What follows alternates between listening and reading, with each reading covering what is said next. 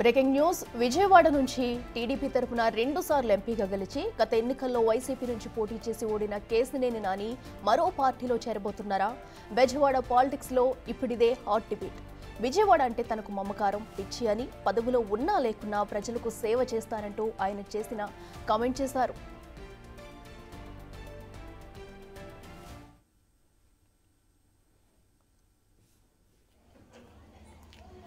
June 10వ తారీఖున ఇంకా రాజకీయాల్లో కొనసాగాలని చెప్పి నేను ప్రకటించాను. కానీ ప్రజాసేవలో ఉంటాను. విజయవాడ అంటే నాకు పిచ్చ నమ్మకారం. నేను పుట్టిన ఊరు, పుట్టిన ప్రాంతం.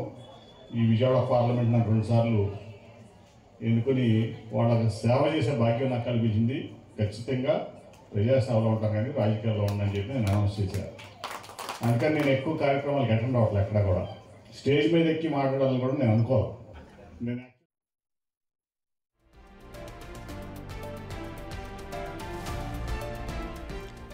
ఈ కామెంట్స్ ఇప్పుడు విజయవాడలో రీసౌండ్ ఇస్తున్నాయి. కేశినేని నాని మరో పార్టీలో చేరతారంటూ ప్రచారం జరుగుతుంది. దీనిపై ఆయన స్పందించారు. అలాంటిదేమీ లేదని క్లారిటీ ఇచ్చే ప్రయత్నం చేశారు.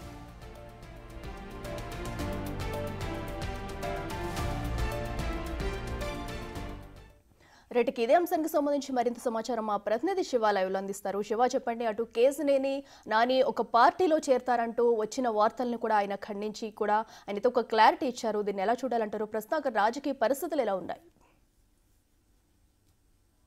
మొత్తం మీద చూసుకుంటే వైఎస్ఆర్సీపీ తరఫున 2024లో విజయవాడ ఎంపీగా పోటీ చేసి ఘోర పరాజయాన్ని చూసిన కేశినేని చిన్ని 2 సార్లు టీడీపీ ఎంపీగా 14, 19లో గెలుపొందడం జరిగింది.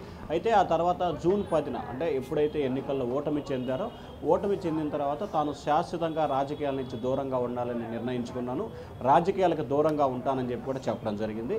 ఆయన ఫేస్బుక్, ట్విట్టర్ ద్వారా పోస్ట్ కూడా పెట్టారు. ఆ తర్వాత వెనువెంటనే ఆయన కార్యాలయానికి ఉన్న వైఎస్ఆర్సీపీ ఫ్లెక్సీలని, బ్యానర్లు కూడా తీసివేయడం జరిగింది. ఆ తర్వాత దాదాపుగా 8-9 నెలల తర్వాత ఆయన పూర్తి స్థాయిలో నియోజకవర్గానికి అంటే పార్లమెంటు పరిధిలో నియోజకవర్గానికి దూరంగా ఉన్న పరిస్థితి కనిపించింది. అయితే 2 రోజుల క్రితం కూడా నందిగామ నియోజకవర్గంలో ఏదైతే కేశినేని సేన ఆధ్వర్యంలో కార్యక్రమం జరిగిందో ఆ కార్యక్రమానికి ఆయన ముఖ్య అతిథిగా పాల్గొని కొన్ని కీలకమైన వ్యాఖ్యలు చేశారు.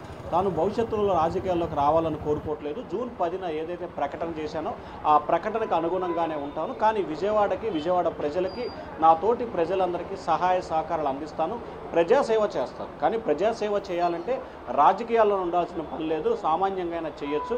తాను అదే నమ్ముకుంటున్నాను. కానీ తాను మాత్రం రాజకీయాల్లోకి రాను అని చెప్పి కుండబద్దలు కొట్టినట్టు చెప్పారు. అయితే అనూహ్యంగా నిన్న ఇవాళ కూడా కేశినేని చిన్ని బీజేపీలో చేరుతున్నారు. పురంధేశ్వరి సమక్షంలో చర్చలు జరిగినాయి. కేంద్ర మంత్రి గడ్కరీ నేతృత్వంలో ఈ చర్చలంతా జరిగినాయి. గడ్కరీకి అలాగే నానికి సత్సంబంధాలు కొనసాగుతున్నాయి. ఈ నేపథ్యంలో బీజేపీలో చేరేందుకు ఆయన సిద్ధమయ్యారని చెప్పి రకరకాల ప్రచారాలు సోషల్ మీడియాలో కూడా ప్రచారాలు జరుగుతున్నాయి. వీటన్నిటి కూడా ఆయన వివరించే ప్రయత్నం చేశారు. కొద్దిసేపు క్రితమే ఆయన సోషల్ మీడియా ద్వారా ఫేస్బుక్, ట్విట్టర్ ద్వారా కూడా తాను ఏదైతే జూన్ 10వ తేదీన చెప్పానో దానికి అనుగుణంగానే కొనసాగుతాను, తాను తిరిగి రాజకీయాల్లోకి వచ్చే అవకాశాలు లేవు, అలాగే ప్రజాసేవ చేస్తాను, విజయవాడ ప్రజలకి ఎప్పుడు ఏ అవసరం వచ్చినా తాను ఉంటాను, భవిష్యత్తులో స్టేజీ మీద కూడా మాట్లాడే అవకాశం తాను ఆ సాహసం కూడా చేయను, కానీ విజయవాడ ప్రజలకి అండగా ఉంటానని చెప్పి ఆయన వివరణ ఇచ్చారు.